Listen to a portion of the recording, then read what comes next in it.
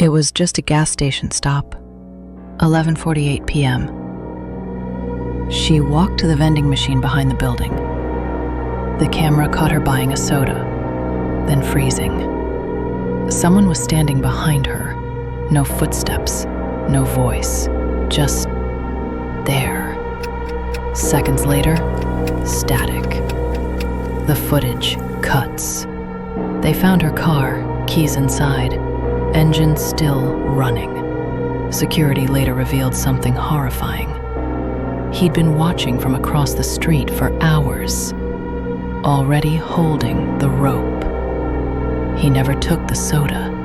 He only came for her. Watch episode 5 of Sinister Whispers for the complete shocking story.